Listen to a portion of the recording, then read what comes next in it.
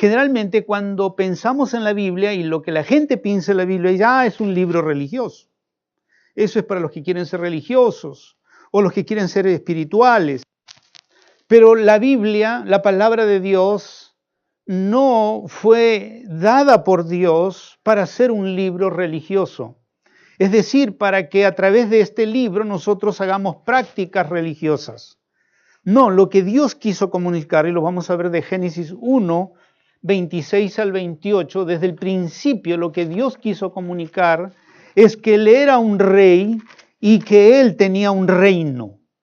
Y que toda la creación, todos los hombres, todo ser humano debía saber que Él era su rey y que nosotros seremos o somos parte de ese reino o debíamos ser ese reino, el reino de Dios. Para esto Dios reveló primero de que Él había hecho un reino espiritual, como Dios es espíritu. Ahora, no piense que cuando decimos espiritual es que no se puede ver. Nosotros, desde una óptica solamente humana, no podemos ver el reino espiritual. Pero si tenemos el Espíritu Santo en nosotros, sí podremos ver el reino espiritual. Entonces, lo que quiero decirles es que cuando Dios creó, en su voluntad, primero creó los cielos, un reino espiritual, porque Dios es espíritu y creó seres espirituales. Cuando nosotros hablamos del cielo, o en el Padre Nuestro, dice, Padre Nuestro que estás en los cielos, está hablando de que el Señor tiene un reino, y la palabra reino es equivalente a gobierno. Dios tiene un reino, tiene un gobierno en los cielos, porque Él ha creado este tipo de reino, y en este reino espiritual Él ha creado todos los ángeles. Pero además de los ángeles hay muchas otras cosas que la Biblia nos dice por ahí. Por ejemplo, nos dice que en el cielo hay un templo, que es el templo del Señor, y que Él está sentado allí, y que el templo que le dio a Moisés que hiciera primero el tabernáculo y luego el templo de David, son una réplica exacta de ese templo en el cielo. Entonces, en el cielo hay cosas que se pueden ver espiritualmente. No es que no existe nada. Existe un templo, existen ángeles, existe el libro de Apocalipsis, que existe un mar de vidrio, por ejemplo. Y dice que en el cielo también hay un paraíso. O sea, ¿me entienden? Es otro lugar, pero que está lleno de cosas que lo pueden ver y percibir los seres espirituales. Ahora, el hombre fue creado para hacer o relacionarse en ambas dimensiones, en la dimensión de lo sobrenatural o espiritual y también en la dimensión de lo natural. ¿Cómo lo sabemos? Porque el Señor dice que cuando hizo al hombre, lo hizo a su imagen y semejanza, y que luego sopló en él su aliento de vida, y el ser humano vino a ser un ser viviente. Y la Biblia nos dice que el hombre tiene espíritu, tiene alma y tiene cuerpo. El alma y el cuerpo es lo que le permite relacionarse en el mundo visible. Pero el espíritu es lo que le permite relacionarse con el mundo espiritual. Ahora, el hombre, el ser humano, en su estado natural, después de la caída de Adán, él no puede percibir las cosas del espíritu. 1 Corintios capítulo 2 dice, el hombre natural, el hombre que está en sus delitos y pecados, que no ha venido la salvación a él, su espíritu, Efesios capítulo 2, está muerto en sus delitos y pecados. No puede ver lo espiritual, solamente puede ver lo natural. Su espíritu está sin una relación personal con Dios. Pero el hombre originalmente fue creado para poder vivir en las dos dimensiones, en la dimensión de lo sobrenatural o espiritual y en la dimensión de lo natural, ya que la tierra fue hecha en una dimensión de lo natural, en lo que se puede ver. Ahora, cuando el hombre fue creado, Dios puso en el espíritu del hombre el Espíritu Santo. Porque la Biblia nos enseña que la única forma en que el hombre pueda relacionarse con el mundo espiritual es por medio del Espíritu Santo. Ninguna persona, por más religiosa que sea, o devota que sea, o que se consagre a Dios no puede ver las cosas de Dios, porque las cosas de Dios son dadas por el Espíritu Santo. 1 Corintios capítulo 2. El hombre natural nunca va a percibir las cosas del Espíritu. Las puede oír, las puede racionalizar, puede entender que hay algo sobrenatural, como Pablo nos dice en Romanos capítulo 1, cuando dice que las cosas visibles de Dios, la creación, nos muestra lo invisible de Dios. Pero no puede tener una relación, una comunión. Y el hombre fue creado con un espíritu, al igual que Dios es espíritu, y le fue dado el Espíritu Santo para que hubiera esa conexión con Dios. Y de esa manera entonces Dios puso al hombre en la tierra y le dijo, vas a... Génesis capítulo 1, versículo 28, vamos a ir directamente.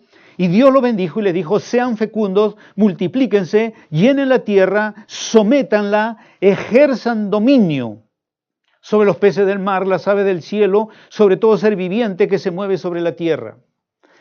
Dios estaba o había creado un mundo físico para que el hombre pudiera ejercer dominio y someter toda la creación de Dios. Aves, peces, animales que andan sobre la tierra. Y la palabra dominio en el idioma hebreo hay varias palabras de la misma composición que significan reinado, sean reyes. Es decir, sean gobernantes, sean administradores de todo lo que yo he hecho en esta creación. O sea, la primera vez en que Dios le da un mandato al hombre, porque es un mandato, el versículo 28 es un mandato, igual que el versículo 26 es un mandato, Dios le dice, quiero que reinen sobre todo lo que he creado, quiero que gobiernen sobre todo lo que he creado. Quiero que ustedes administren todo lo que he creado. Y como vimos la semana pasada, esa declaración de Dios como creador significa que Dios es el propietario de todo lo que Él ha creado. Y descubrimos algo, que si Dios es el propietario y en ninguna parte de la Biblia dice que Dios ha entregado la tierra a perpetuidad del hombre y que por principio mismo en el mandato, Él solo es un administrador, entonces significa que en el reino de Dios nadie es propietario. Él es el único propietario. Nosotros somos administradores de todo lo que Dios ha creado. Y ese es un principio que nos va a ayudar a tener paz y vivir con paz y tranquilidad en esta vida. Porque la Biblia señala de que Dios le dio dominio al hombre, la capacidad de gobernar sobre toda la creación, de administrarla y de ser bendecido con todo lo que Dios había puesto dentro de su creación. El Señor Jesús lo recalcó cuando dijo en Mateo 6:33, buscad primeramente el reino, el gobierno de Dios, la justicia de Dios y todo lo demás vendrá por añadidura.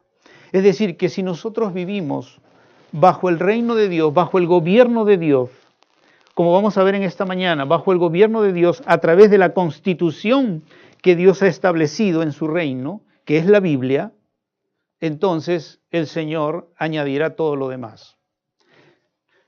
Nosotros no entendemos mucho esto porque la revelación de la Biblia fue dada en un contexto histórico donde en ese contexto histórico quienes recibieron la palabra la entendieron perfectamente. Ellos no se hicieron problema en relación a lo que es un rey, lo que es un reino, lo que es la ciudadanía de un reino, lo que es el territorio de un rey, lo que son la constitución de un rey o de un reino, de lo que son las leyes del reino. Ellos lo entendieron perfectamente bien porque ellos vivieron en ese contexto. Por ejemplo, cuando alguien vivió bajo un rey, nunca votó para que él tener un rey. Nunca se vota para tener un rey. Un rey nace rey. Nadie tiene que escogerlo, votar por él. En un reino,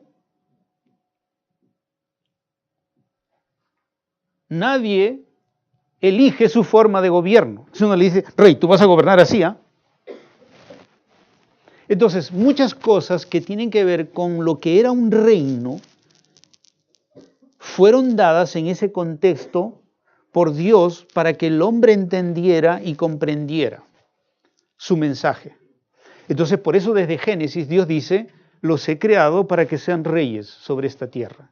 Ustedes van a ser una familia real. Ustedes van a gobernar sobre todo lo que he creado. Y cuando elige y saca a Israel de Egipto, también les dice lo mismo. Ustedes van a ser un reino de reyes y sacerdotes. Y cuando vamos al Nuevo Testamento, a Primera de Pedro, dice, ustedes son nación santa, pueblo adquirido por Dios, reyes y sacerdotes. Es decir, que en la idea original de Dios era que el hombre fue creado para ser rey y sacerdote. Ahora, cuando ustedes piensan en un rey, probablemente el pensamiento que viene y dice para ustedes es, ¿y sobre quién vamos a gobernar? La Biblia no dice sobre quién, hablando de personas. Dice que el gobierno es sobre la creación, peces, aves y todo lo que se mueve en la tierra. El concepto original de Dios en la escritura del reinado es sobre lo creado, no sobre otras personas. Nunca Dios ideó un reino donde haya un rey y haya vasallos que se sujeten a ese rey. El único ser a quien los reyes que él estaba delegando autoridad y poder al crear los cielos y la tierra, debían sujetarse al rey que les había dado ese mandato de poder gobernar. Es decir, el ser humano, la humanidad, se sujetaba a un solo rey que era el Señor. Pero entre ellos no había reyes en el sentido de gobernarse unos a otros. Cada uno era un gobernante dentro de el territorio donde él estaba. Gobernaba la naturaleza donde él estaba. Si había ríos, gobernaba sobre los peces del río. Si había mar, gobernaba sobre los peces, sobre los animales, sobre las aves. Entonces, ¿cómo se gobernaban ellos? Por medio del Espíritu Santo y todo lo que Dios revelara audiblemente por medio del Espíritu Santo. Ese era el gobierno. Dios les revelaba por el Espíritu Santo en ellos cómo deberían gobernarse. Su gobierno no era entre ellos, era bajo el territorio donde ellos se encontraban, de la naturaleza o todo lo que Dios había creado. Ahora eso, con el tiempo, fue cambiado en la mentalidad del hombre y el hombre creó su propio reino. ¿Por qué el hombre creó un propio gobierno sobre la vida de otras personas? En primer lugar, fueron en contra de la voluntad de Dios. Pero lo hicieron porque ellos tenían una idea original. Pero por el pecado ellos se separaron de Dios, ya no tuvieron a Dios como rey, como gobernante, entonces ellos quisieron gobernar sobre otros. Y así se establecieron los reinos que nosotros conocemos a través de toda la historia. Pero originalmente el Rey de los cielos que creó la tierra, ¿qué quería en relación a sus ciudadanos? A los reyes que él estaba poniendo en poder y autoridad sobre la tierra para gobernarla. Dios ya desde la creación le había dado todo lo que ellos necesitaban para vivir. No había ninguna necesidad para ellos. Absolutamente ninguna necesidad. Todas sus necesidades, el Rey de la Gloria las había provisto dentro de todo lo que había creado. No necesitaba o no le tenía ninguna necesidad. Ese estado cambió cuando el hombre pecó. Porque dice que aún la tierra le produjo espinos y cardos por el pecado. El hombre iba a tener que trabajar con el sudor de su frente para ganarse el sustento de la vida. Entonces cambió Entonces eso significa que el reino de Dios sobre la tierra fue cortado cuando el hombre pecó.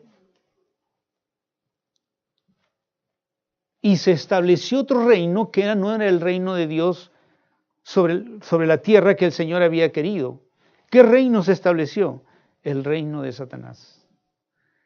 Es decir, Satanás empezó a gobernar a los hombres a través de la ignorancia, porque ya ellos estaban ignorantes de una relación con Dios, ya no tenían palabra de Dios, no tenían revelación de Dios, no había presencia de Dios en sus vidas. Entonces Satanás entró a tallar y estableció su reino, su gobierno sobre la vida de los hombres, porque Adán y Eva entregaron el reino a Satanás por su desobediencia y quedaron despojados de la presencia de Dios, del Espíritu de Dios. Y entonces Satanás se constituyó en el príncipe sobre esta tierra. La Biblia lo llama el príncipe de este mundo. Lo llama el príncipe de la potestad del aire. Lo llama el Dios de este siglo. Y cuando en la tentación, Él le ofreció a Jesús todos los reinos, le dijo, míos son todos los reinos de la tierra. Él es el gobernante ahora. ¿Qué hizo el Señor cuando el hombre pecó? En Génesis 3:15 el Señor le prometió la restauración de ese reino, del reino de Dios. Le dijo, yo voy a volver a traer mi reino sobre la tierra. Y por eso vino nuestro Señor Jesucristo. Y cuando Él empieza a predicar, y ustedes lo pueden ver en todos los evangelios, la primera cosa que Jesús dice es, arrepentíos, el reino de Dios se ha acercado. Y cuando la gente lo veía sanar, echar fuera a los demonios, decía, el reino está aquí. Es decir, que cuando viene Cristo, entonces Él viene para restaurar, para devolvernos nuestro reinado. Miren, en términos bíblicos, cada persona es un rey frustrado, porque no tiene sobre qué gobernar. Una persona sin Cristo lo gobiernan sus pensamientos, lo gobiernan sus emociones, lo gobierna su cuerpo, lo gobiernan sus ojos, lo gobiernan las cosas de esta vida, gobiernan a las personas. El dinero gobierna a la gente. Ellos dicen que no, pero los gobierna porque se matan trabajando para hacer dinero. Hay gente que lo gobierna una hoja, la coca. Hay gente que lo domina la cebada, la cerveza. Hay gente que lo domina la uva, porque se hacen bebedores de vino. ¿Me entienden? El hombre quedó dominado por las cosas, por su naturaleza y por Satanás. Jesús dijo eso, que el que peca es esclavo del pecado. Entonces el hombre quedó dominado por las cosas, en vez de que él domine, las cosas lo dominan a él.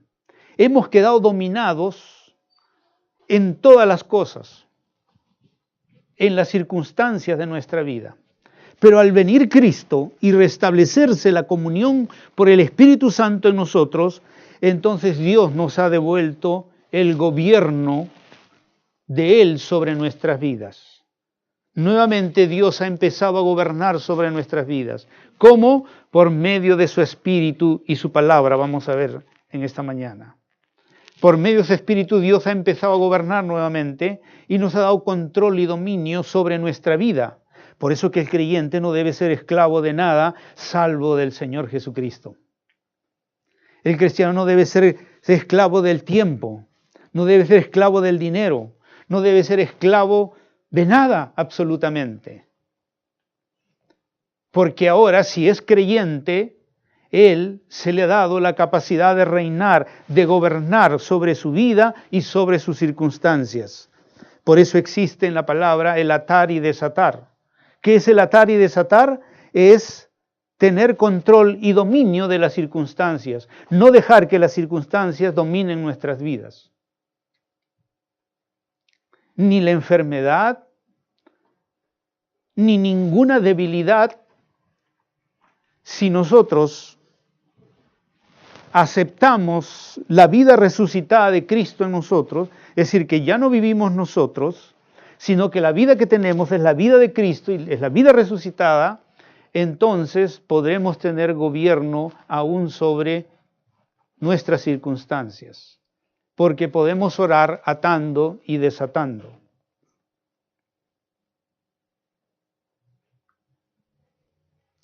Eso es lo que la Biblia nos enseña en esencia. Ahora, desde la antigüedad, Dios, desde el capítulo 1 de Génesis, Dios estableció una constitución. Bueno, aquí tenemos una hermana estudiando abogacía y una hermana ya abogada en la congregación. Los términos bíblicos en el hebreo y luego en el griego son términos, los que Dios utiliza en la Biblia, son términos legales. A través de la historia, todas las naciones, imperios y reinos han tenido una constitución. ¿Qué es una constitución? A través de toda la historia, sean reinos o hoy en naciones. La constitución en un país, en una república, en una democracia, es un pacto que el pueblo hace con los que eligen o gobiernan. Pacto. Constitución, pacto que el pueblo hace con sus gobernantes por medio del voto.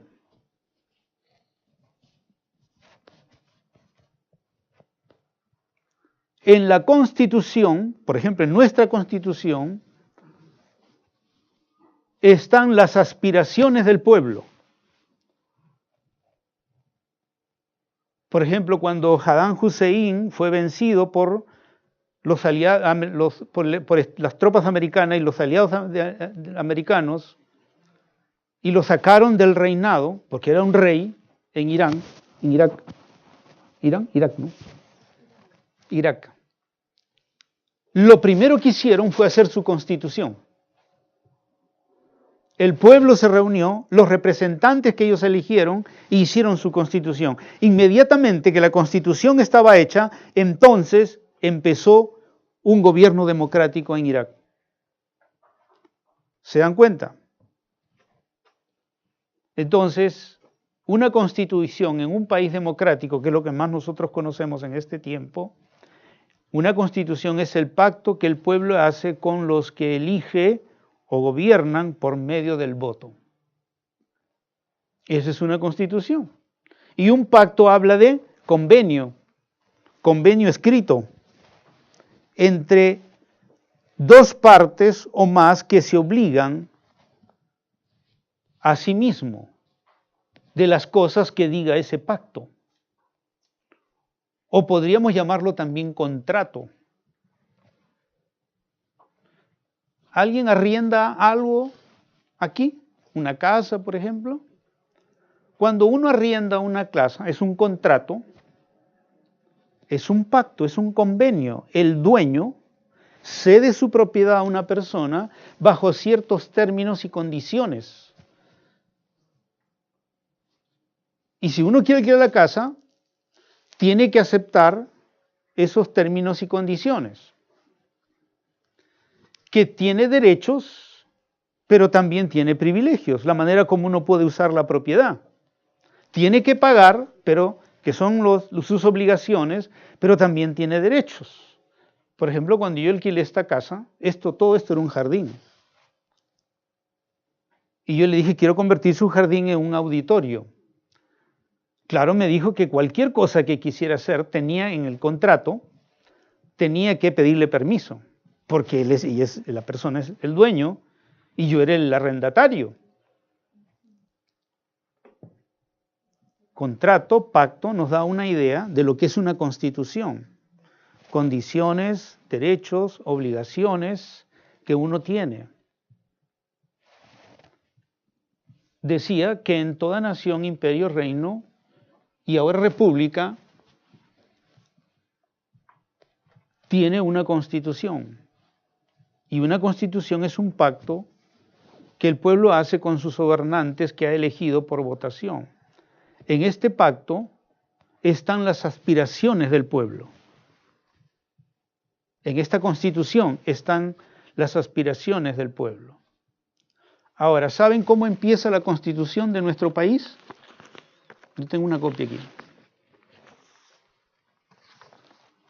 Dice, la Constitución Política del Perú, el Congreso Constituyente Democrático, invocando al Dios Todopoderoso, miren el fraude, el Congreso Constituyente Democrático, invocando al Dios Todopoderoso, obedeciendo el mandato del pueblo peruano.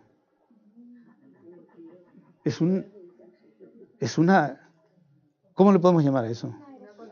Es una contradicción. ¿Cómo se puede decir que se invoca al Dios Todopoderoso, pero que se va a obedecer el mandato del pueblo peruano, no del Dios Todopoderoso? Es un fraude en nuestra Constitución. Si le borraran el Dios Todopoderoso, entonces ya, bueno, queda en todo términos humanos y no hay problema. Pero si ponen al Dios Todopoderoso, no se puede obedecer el mandato del pueblo peruano. No es el pueblo el que manda. Es Dios el que manda si Él es el Todopoderoso. Entonces es totalmente una contradicción. Así que lo primero que voy a hacer cuando la iglesia crezca y tenga mis congresistas es que borren eso. Claro, lo voy a mandar borrar, pero mejor que eso, voy a poner una nueva constitución. Con el respaldo de los 16 o 18 millones de creyentes que van a haber en el Perú. Más de la mayoría. La mayoría, más de lo que somos hoy. Somos 30 millones. En una democracia, la mayoría manda. Si somos mayoría, podemos poner presidentes, gobernantes, ministros, congresistas, alcaldes, jueces, todo que se ligue bajo la Constitución de Dios. El Congreso Constituyente Democrático invocando al Dios Todopoderoso, obedeciendo el mandato del pueblo peruano. Dice luego, ha resuelto lo siguiente.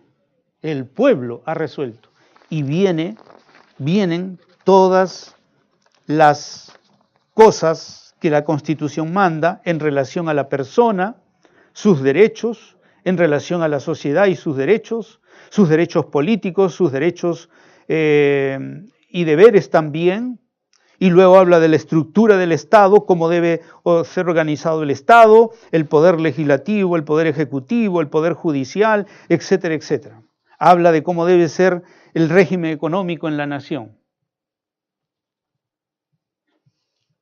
Esta es la constitución de una nación cualquiera como la nuestra.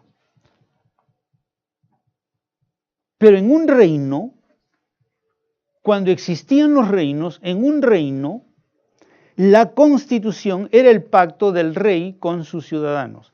El pacto del rey con sus ciudadanos. No el pacto de los ciudadanos con su rey, sino el pacto de un rey con sus ciudadanos. Y en ese pacto, el rey manifestaba las aspiraciones y deseos suyos para sus ciudadanos. No era, como dice aquí, el mandato del pueblo o las aspiraciones del pueblo para esa nación o para ese reino. Eran las aspiraciones y deseos y voluntad del rey para sus ciudadanos. Eso era la constitución de un reino.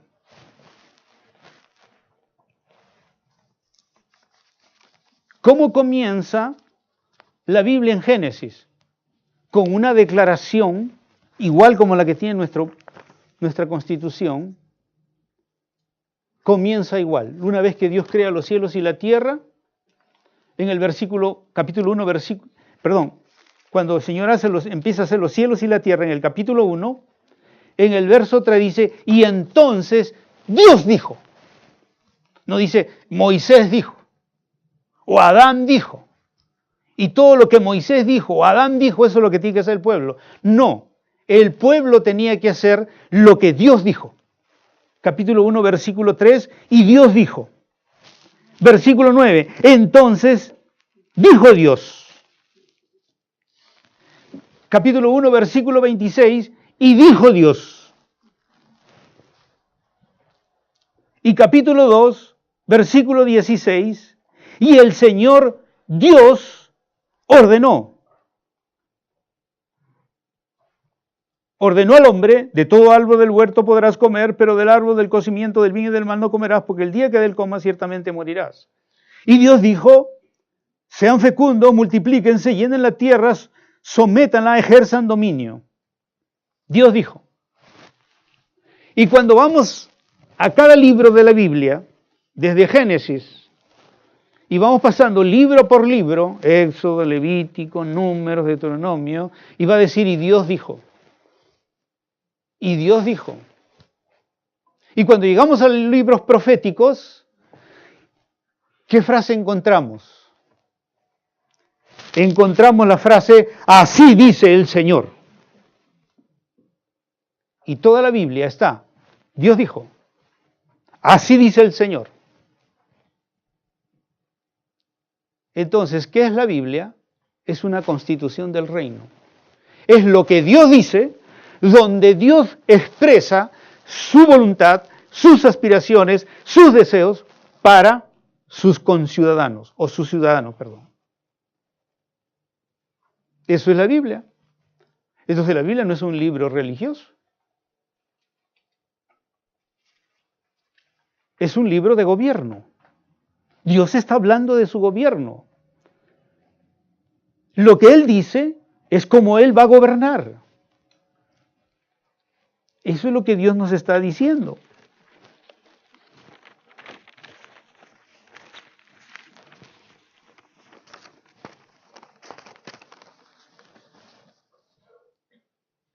Entonces, la Constitución, por definición, viene a ser un pacto. Pero ese pacto no es promovido por los ciudadanos. El pacto viene directamente del rey, del Señor. Él establece el pacto, el convenio. En el convenio están derechos, están privilegios, están obligaciones. En ese pacto lo que se expresa es la voluntad de Dios. No nuestra voluntad, sino la voluntad de Dios.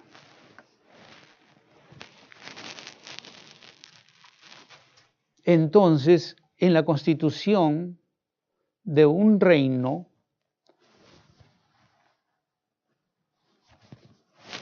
es el rey quien expresa lo que él desea hacer con sus ciudadanos.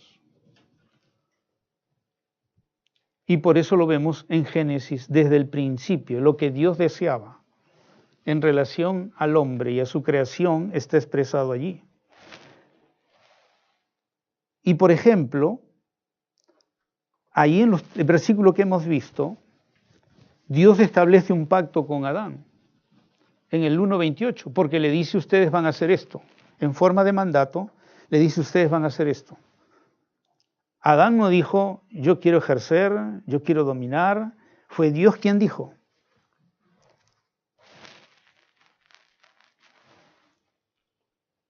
Y Dios estableció ese pacto diciéndole a Adán lo que debía hacer.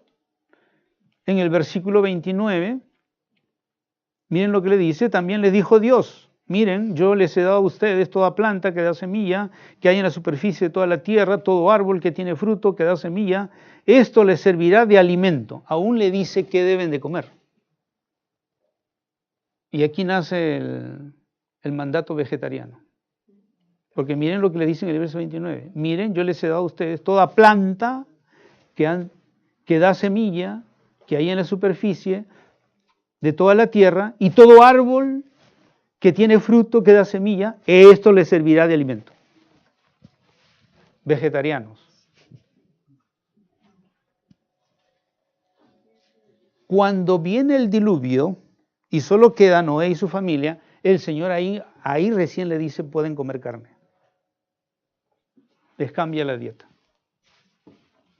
Pero estamos viendo las primeras cosas que Dios pone como constitución para el hombre que había creado. O sea, el pacto que Dios establece, sojuzgar, que deben de comer y finalmente lo único que no debían de hacer. En el 2:16 y 17.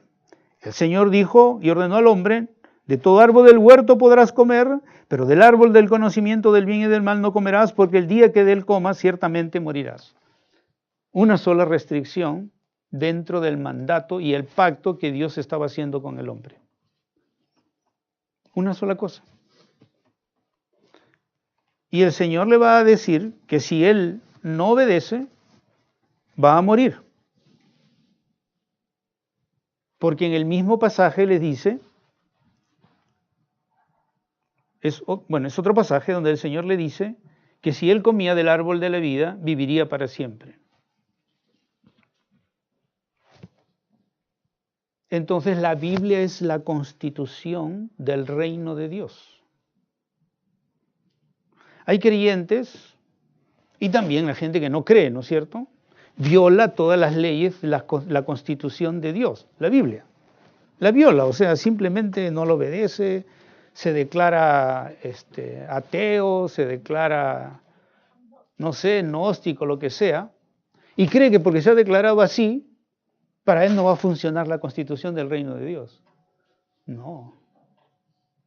Porque Dios dio su constitución y hizo su pacto y entrelazó todo lo que había hecho con ese pacto. La naturaleza está entrelazada con la obediencia a ese pacto. La vida está entrelazada con ese pacto. Así que el que la desobedece, sea creyente o no creyente, igual tendrá consecuencias sobre eso. Es como que alguien esté viviendo en el Perú y sea un norteamericano en el Perú. Y él diga, a mí las leyes del Perú, yo soy norteamericano, yo estoy aquí, yo no voy a obedecer las leyes del Perú. ¿Acaso por decir que no la va a obedecer estando en el Perú, no le va a pasar nada si es que hace algo malo dentro de la ley de la... No, igual le va a pasar, aunque sea norteamericano, si está en el Perú, tiene que someterse a la Constitución del Perú. Es lo mismo para nosotros. ¿Entienden por qué hay creyentes que no pueden ver la bendición de Dios en sus vidas? Es porque simplemente están quebrantando los principios y leyes, porque luego de la Constitución vienen las leyes. Los que son abogados saben eso. La Constitución es el marco, es como un marco, ¿no?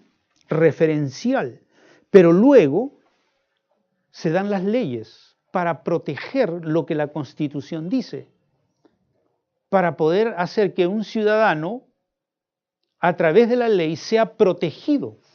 La ley es dada para nuestra protección.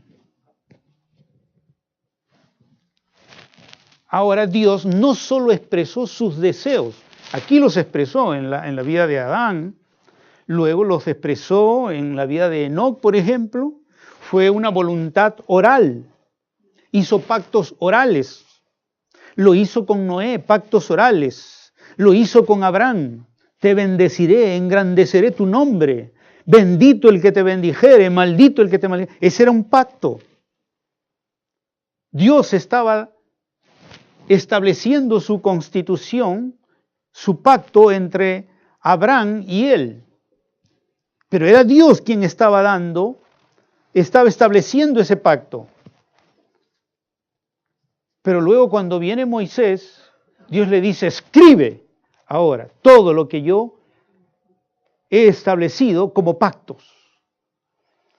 Entonces, por eso es que Dios no solo expresó oralmente su voluntad, sino que luego mandó que se escribiera su constitución, sus leyes, sus estatutos y sus mandamientos fueran escritos. Y a eso se le llama testamento. Miren, es como que yo tengo, vamos a decir, muchas propiedades y tengo hijos. Entonces en vida yo le digo a mis hijos, yo te voy a regalar la casa que está en Miraflores a ti, y la casa que está en Las Casuarinas va a ser para ti, y todos los autos que tengo van a ser para ti, y voy dividiendo mi herencia, ¿no? Es mi voluntad.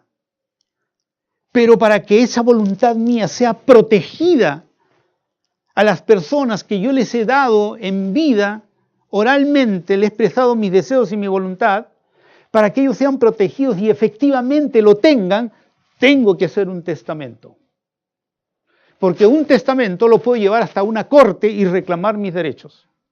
Pero si no hay testamento, pues yo no puedo ir a ninguna corte a reclamar nada. Porque dice, bueno, el Señor dijo, pero ¿quién asevera que eso fue lo que Él dijo? Y por eso se hace un testamento, bajo términos legales, y que van a ser reconocidos legalmente en cualquier corte. Lo mismo sucede con la palabra de Dios. Cuando Dios dio su palabra, expresó su voluntad, pero la puso en forma escrita para que sea un testamento.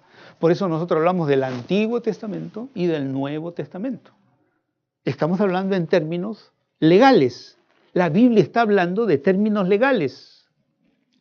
Entonces, el Señor no solo ha expresado su voluntad, su constitución es todo este libro, desde Génesis hasta Apocalipsis, donde además hay leyes, estatutos, mandamientos, testimonios, etcétera, etcétera, sino que lo ha puesto por escrito. ¿Para qué? Para que nosotros podamos decir, Señor, tú dijiste, Señor, tú prometiste.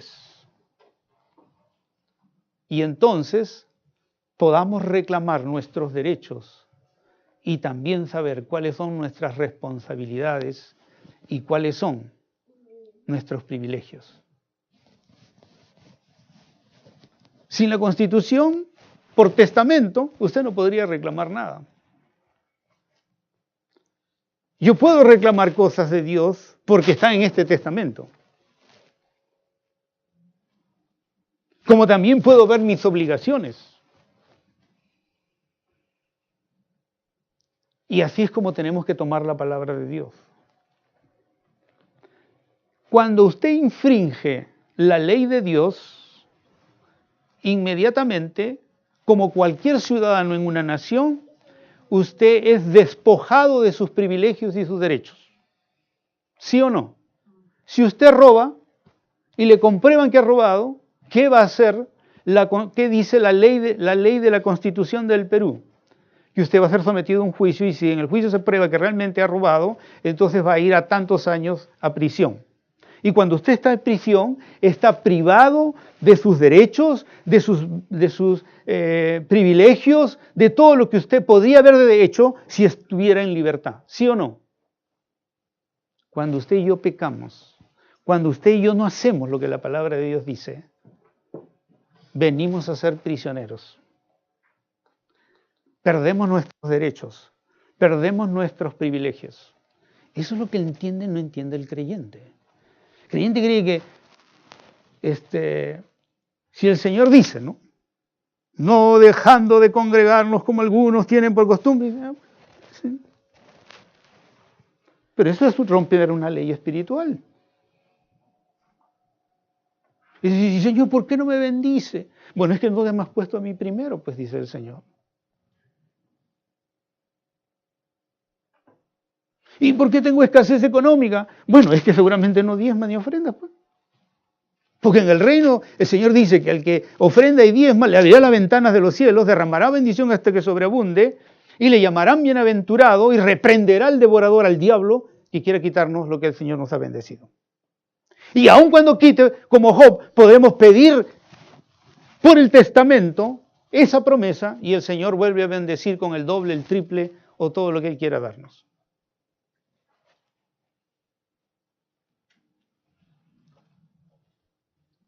¿Estoy siendo claro, hermanos? ¿Por qué es que no recibimos ciertas cosas que están como testamento, como derechos en nuestra vida?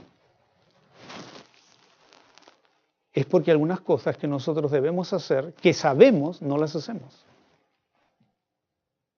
Y después nos quejamos contra el Señor. Y el Señor dice, vea mi testamento. ¿Qué dice mi testamento? Y ahí está la respuesta del Señor.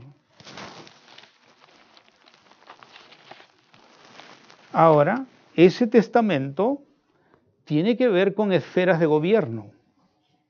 Dios habla de la familia, una esfera de gobierno, donde debemos gobernar. Deberes de los padres hacia los hijos. Deberes de los hijos hacia los padres. Cuando la Biblia habla de los padres, dice, no exasperéis a vuestros hijos. Cuando habla de los hijos, dice, honra a padre y madre para que te vaya bien y tenga larga vida, para que no mueras antes. Y la gente dice, no. Pero igual va a pasar. Es un testamento. No se trata si tú crees o no crees. La ley, la constitución de Dios está ligada a toda su creación. Así como hay leyes que gobiernan físicamente el universo, cuando tú rompes una ley moral, una ley ética de Dios en su palabra, igualmente habrá consecuencias. Por eso es que el Señor dijo, escudriñen las Escrituras, escudriñenla. Y escudriñar no es leer, escudriñar es investigar la palabra. Pero la gente cree que el día domingo es el único día y por una hora, y si me paso más de una hora ya estoy medio aburrido, ya quiero terminar el pastor, ya tengo hambre. Yo si solo tuviera el domingo, haría un estudio desde la mañana hasta el anochecer.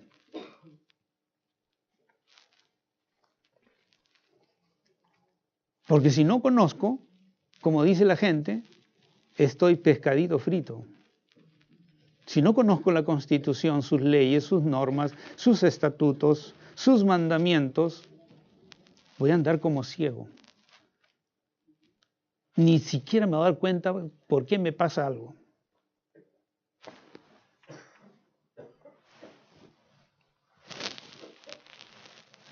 Hay 7 principios, lo voy a leer rápidamente,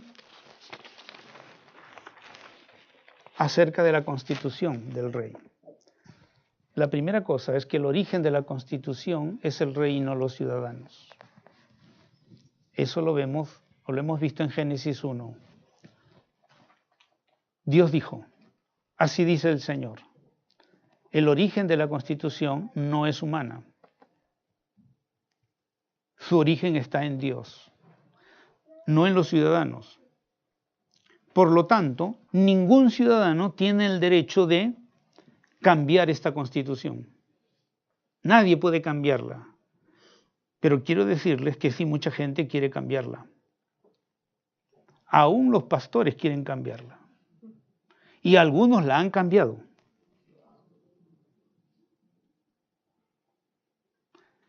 Pero si el origen de la Constitución viene del rey, entonces ningún ciudadano puede cambiarla. ¿Qué dice la Escritura? Que el rey es eterno. Si Él ha dado una ley, es eterna. ¿Qué dice la Escritura? Que los planes del Señor son firmes y para siempre. Su constitución es para siempre, no se cambia. ¿Qué dice el Señor? Que su trono permanece para siempre. Si su trono permanece para siempre, entonces su constitución permanece para siempre. Dice el Salmo 102 que Él reina eternamente por todas las generaciones, entonces su constitución reinará eternamente y por todas las generaciones. El Salmo 119 dice, tu palabra, Señor, es eterna y está firme. Dios ha revelado que su palabra es eterna y firme, no va a ser cambiada.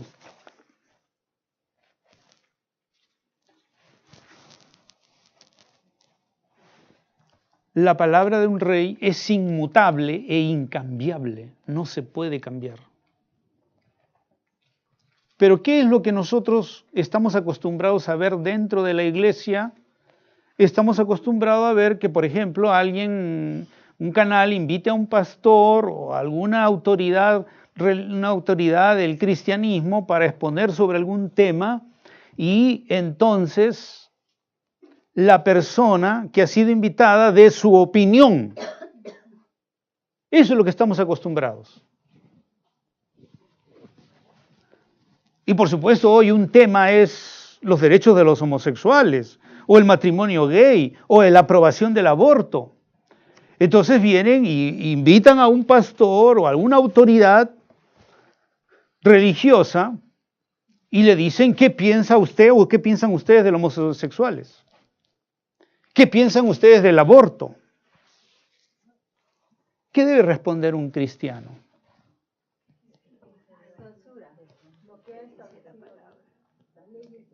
Yo no tengo ninguna opinión acerca de eso. ¿Cómo que usted no tiene opinión? Sí, no, yo no tengo ninguna opinión. ¿Por qué no tengo ninguna opinión? Porque yo represento a un gobierno. Y cuando uno representa a un gobierno y es un embajador, no puede dar su opinión. ¿Sabe usted eso? Que cuando uno es embajador de una nación, en otra nación, no puede expresar su opinión. Su opinión personal nunca la puede dar un embajador, va contra su investidura y la autoridad que se le ha dado.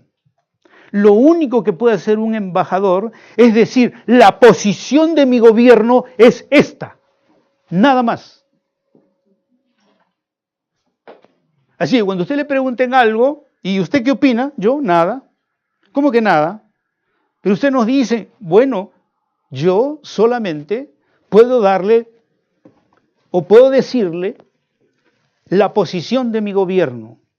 Y la posición de mi gobierno dice que ningún hombre se echará con otro hombre como si fuera varón, como si fuera mujer.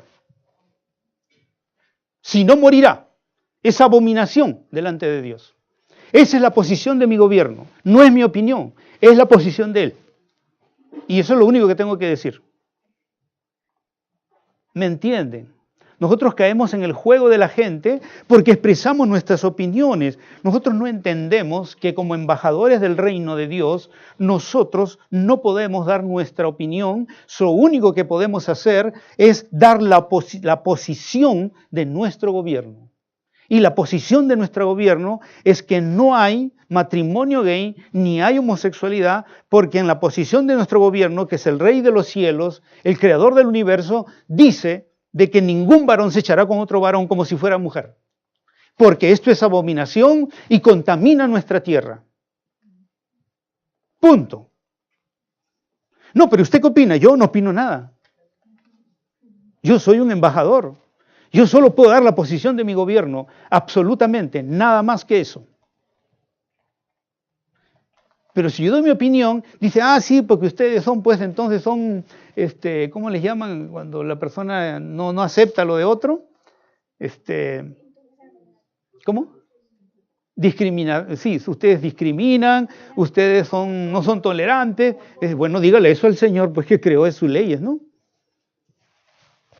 Son sus leyes de Él.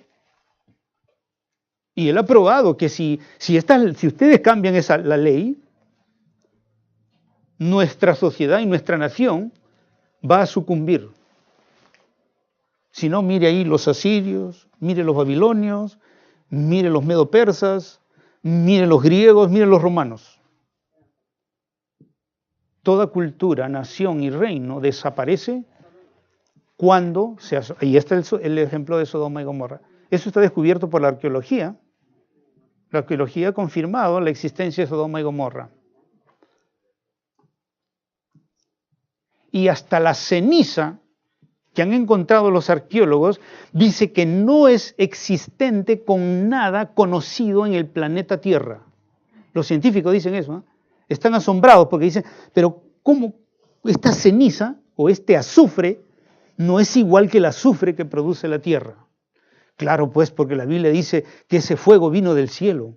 Ese fuego o ese azufre no perteneció a este mundo, a esta tierra, vino del cielo. Por eso es que el ser humano, el arqueólogo, el científico, se queda asombrado y dice, pero este tipo de azufre no existe, no se ha encontrado, no hay todavía evidencia. Bueno, la Biblia dice que fue del cielo. Pues. Por eso no lo van a encontrar nunca. No pertenece a la tierra.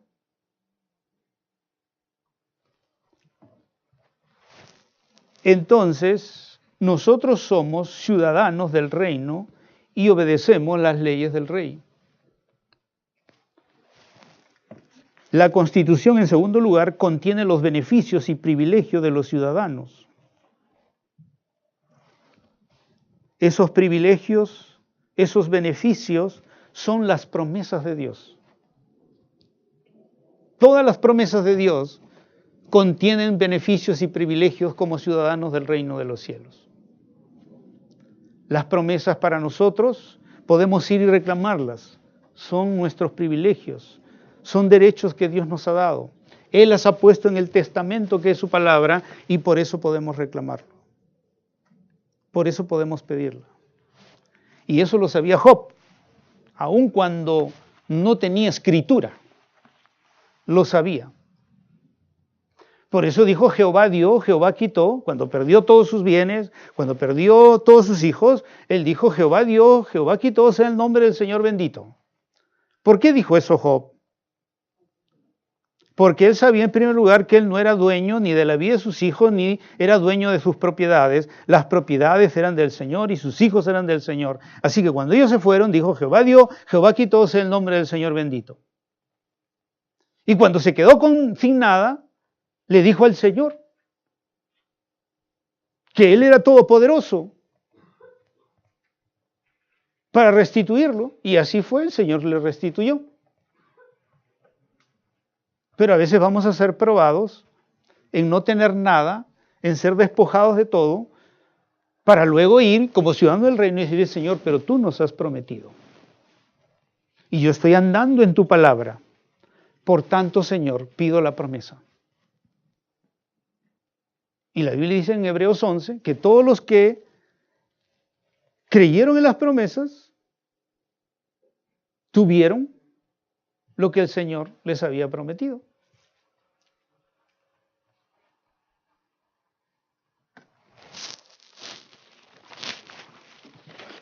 Ahora, hablar de las promesas de Dios están en toda la Biblia. Creo que alguien dijo que había 4,000 o 5,000 promesas en la Biblia. Ni la vida nos va a alcanzar para poder disfrutar de todas las promesas que Dios nos ha dado en su palabra.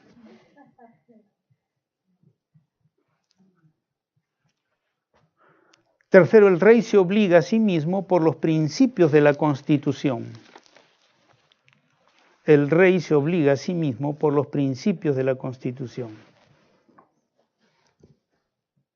Cuando Dios da una ley, o Dios da un decreto, o da una promesa, el Señor se obliga a sí mismo a cumplirla. ¿Cómo lo sabemos? Por lo que Él mismo dice en su palabra.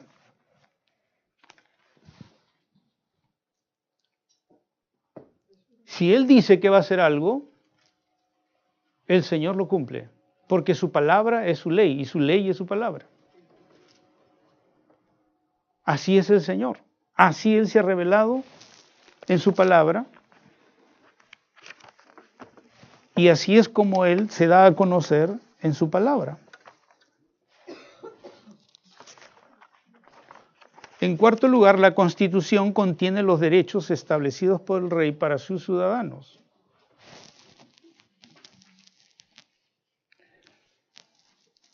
Todos los derechos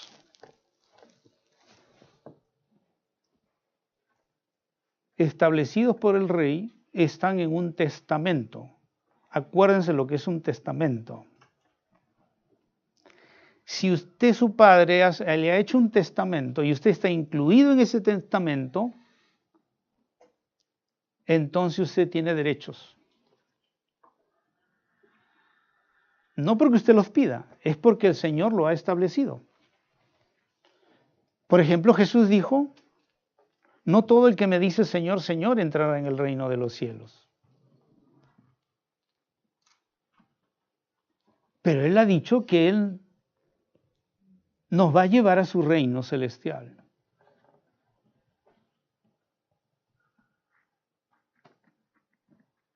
¿Cómo yo sé que voy a resucitar? Porque en su testamento dice que Él me va a hacer resucitar. Por eso lo sé. Y la prueba la tengo en Jesucristo. Él resucitó de entre los muertos.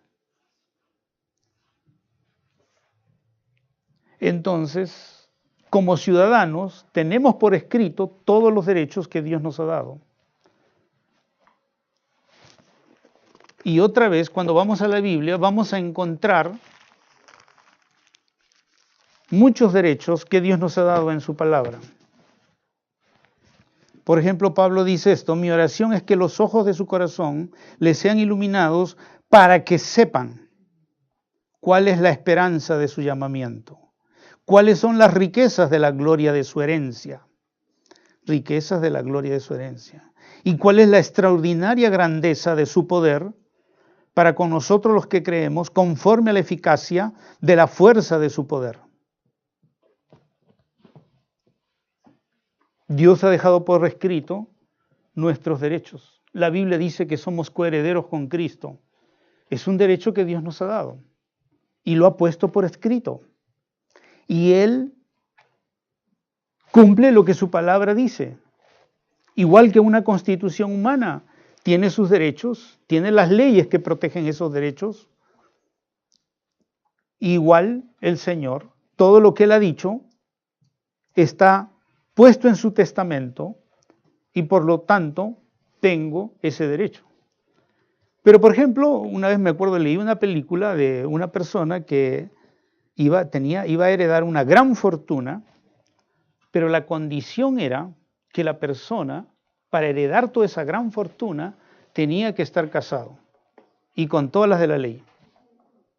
Entonces cuando va y le leen el testamento, esta persona, por supuesto, era una de esas personas que no quieren casarse, ¿no? Como esos que vemos en la televisión, que no quieren casarse.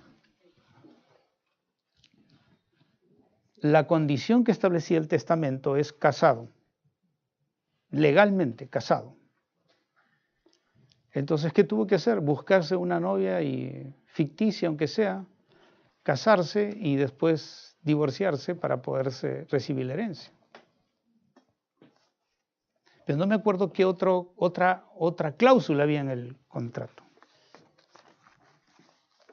Era una trampita, ¿no? O por lo menos tenía que cumplirse todo. Bueno, en la Biblia también dice: te bendeciré, te prosperaré, engrandeceré tu nombre. Pero luego dice: si guardas mis estatutos y mis mandamientos. Porque todo pacto tiene dos partes. Dios dice: yo voy a hacer esto y tú vas a hacer esto. Y entonces se cumplirá el pacto.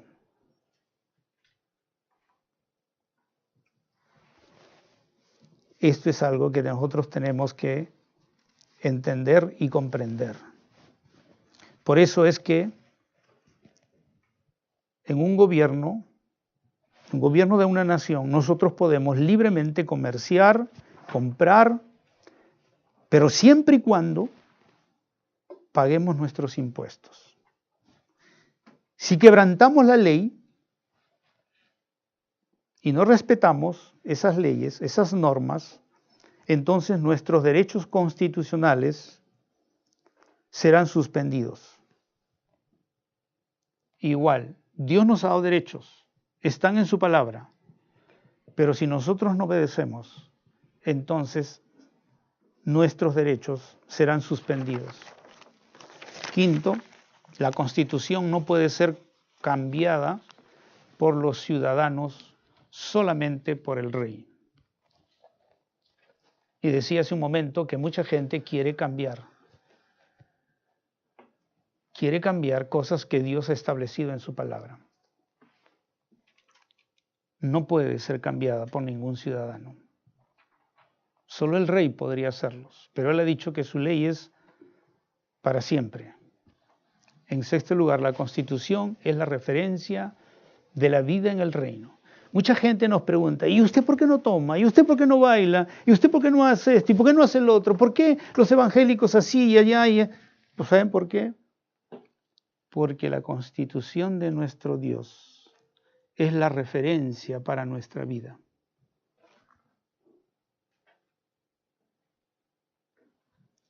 ¿Cómo se supone que debe vivir un ciudadano del reino de Dios? Si Dios quiere manifestar su naturaleza, su carácter, sus atributos, su santidad, ¿cómo deberá vivir entonces un ciudadano del reino? ¿Cuáles son los valores de un reino, del reino de Dios? ¿Cuál es la ética del reino de Dios? ¿Cuál es el código moral del reino de Dios? ¿Cuál es el comportamiento de un ciudadano del reino de los cielos? En la Constitución, las normas de Dios para la vida de su reino se encuentran en toda la Biblia. Si yo no hago algo, es porque en la Constitución del reino de Dios me dice que no lo haga, porque voy a romper un principio, y si rompo un principio, dejo de tener mis derechos y mis privilegios. Y yo no quiero perder mis privilegios. O alguien quiere perder sus privilegios. Solo porque alguien que hace las cosas diferente a mí quiere que yo la haga igual a ellos. No, yo no voy a perder mis privilegios ni mis derechos porque alguien quiera vivir como le da la gana.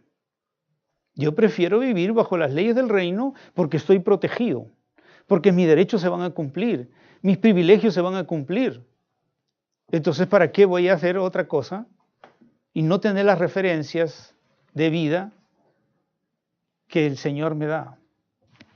Cuando el Señor sacó a Israel, le dijo: no tendrás dioses ajenos delante de mí, no te harás ningún ídolo, no pronunciarás el nombre del Señor tu Dios en vano, acuérdate del día de reposo para consagrarlo, honra a tu padre, honra a tu madre, no mates, no adulteres, no robes, no des falso testimonio contra tu prójimo, no codicies, etc. Era la referencia del estilo de vida, valores, ética, códigos morales del reino. ¿Para qué? Para proteger a la persona.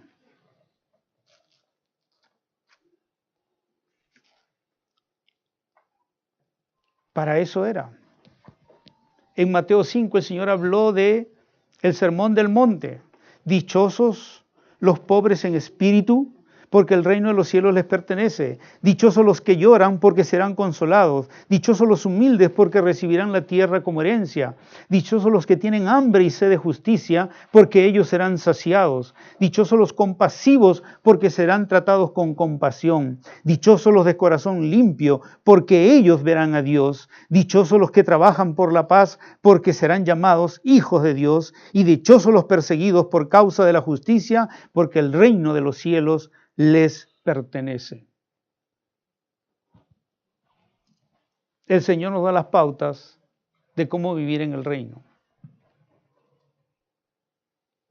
Y esas son las normas para nosotros, para nuestra bendición. Hay gente que cree que la libertad es simplemente no tener leyes. Pero usted se ha puesto a pensar qué sería un hogar sin leyes, ¿qué sería un distrito sin leyes? Porque decimos que tenemos libertad. ¿Usted cree que podría caminar libremente en la calle? ¿Usted cree que podría entrar a su casa y encontrarla tal como la dejó? Pero la gente eso es lo que dice. No, dice yo. Pero lo que está haciendo es autodestruirse sin ley. No solo se autodestruye, sino está promoviendo la destrucción de su sociedad. Séptimo, la Constitución contiene los estatutos del reino. ¿Qué es un estatuto? Es un decreto u una orden. La Constitución contiene los estatutos del reino. Los estatutos son decretos y órdenes, son normas fijas, y normas predecibles. David, que era un rey, le dijo al Señor: enséñame tus estatutos. Él había probado que los estatutos de Dios eran la bendición para él, para su descendencia y para toda su nación. Y era rey.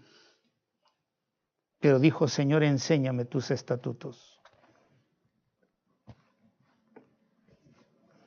Ahora, la palabra estatua viene de estatutos.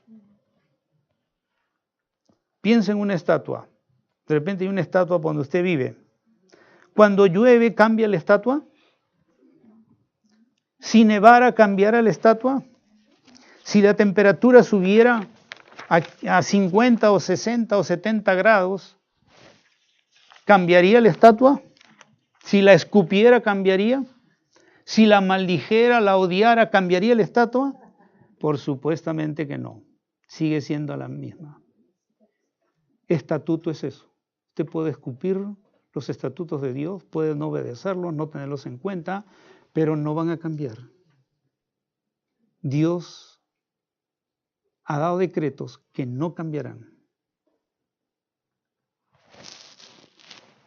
Un estatuto no se acomodará a nuestros tiempos. Un estatuto no se ajustará a nuestro entorno. Un estatuto permanece en medio de todo lo que cambia.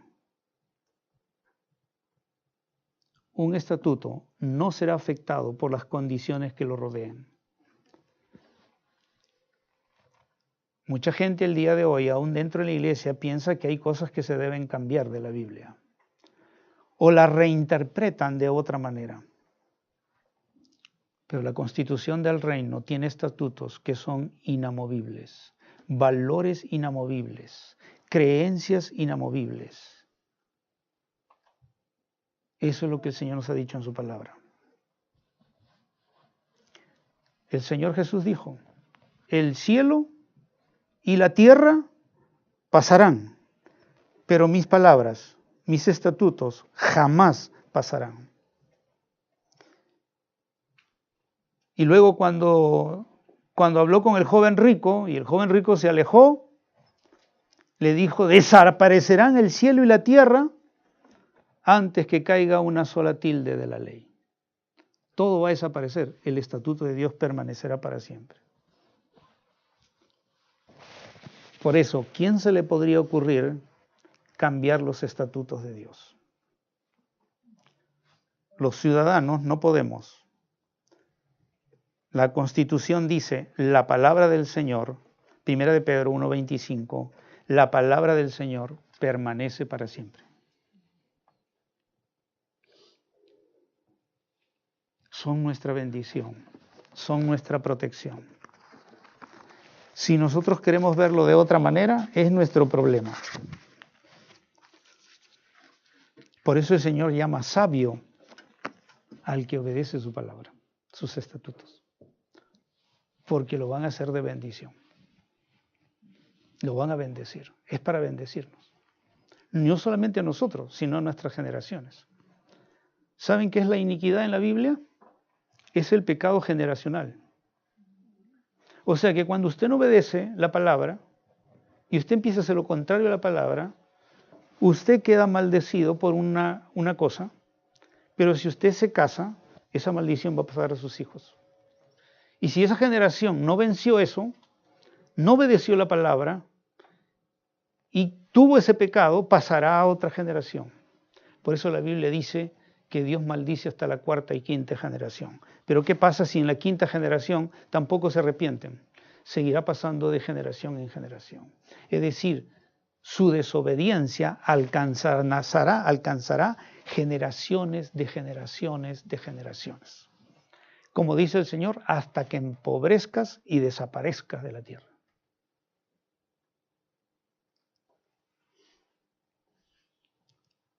Por eso es que debemos escudriñar las Escrituras.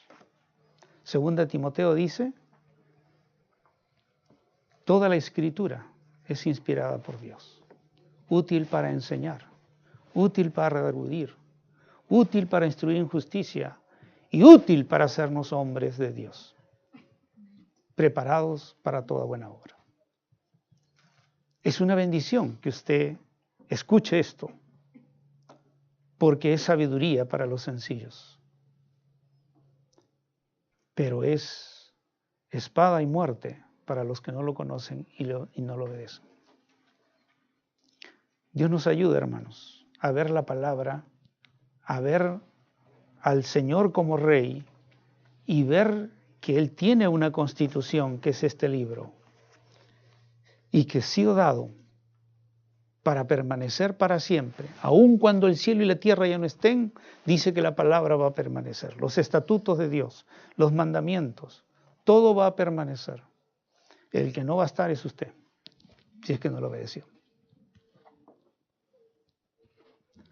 Ahora, seguramente que nosotros diríamos que algunas cosas son difíciles.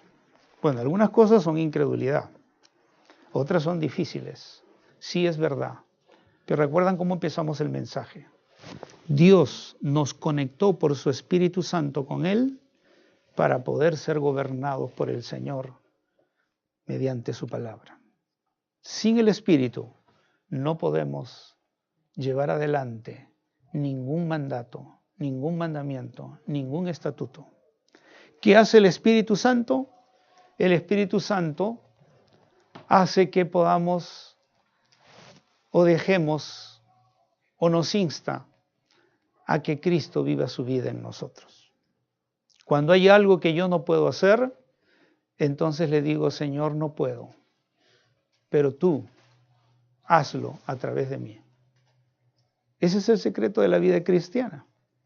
No es estar pensando, ¿y cómo obedezco esto? ¿Y cómo no desobedecer el otro? Y estoy ahí estresado, ¿por qué obedezco, qué no obedezco? ¿Qué hago, qué no hago? No, es simplemente decirle al Espíritu Santo que manifieste la vida de Cristo en mí.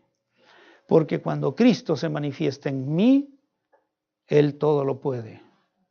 No hay impaciencia, no hay falta de amor, no hay falta de nada. Él lo puede todo. Aún la ley Él la cumplió. Y si Él vive en mí, también cumplirá la ley en mí. Solo tengo que dejarlo que Él lo haga.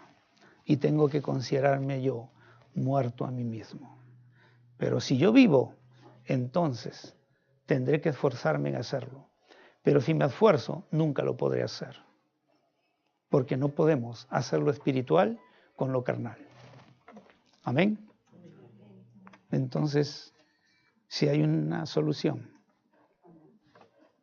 pídele al Señor, que el Señor le ayude a ver esa verdad en usted diariamente.